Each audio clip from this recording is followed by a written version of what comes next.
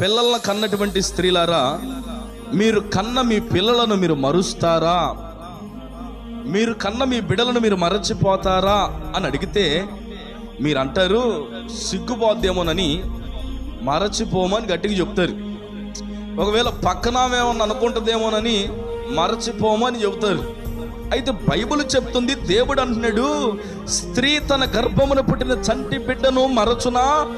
ఒకవేళ వారైనా మరచుదరు గాని నేను నిన్ను మరువను. హల్లెలూయా. బైబిల్ చెప్తుంది, స్త్రీ తన గర్భమున పుట్టిన చంటి బిడ్డను మరచిపోతుంది.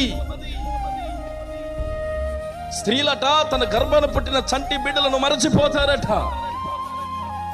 ఈ రోజున చాలా మంది తన బిడ్డలను ఎవరో ఒకరికి దత్తత ఇచ్చి మర్చిపోతున్నారు.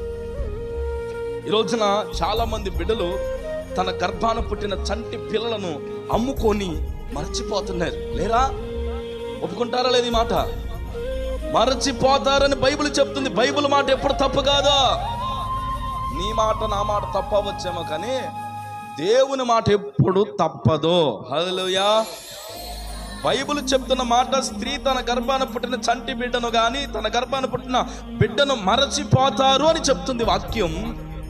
అయితే యేసయ్య అంటున్నాడు, వారైనా మర్చిపోతారేమో కానీ నేను నిన్ను మరచిపోను. హల్లెలూయా.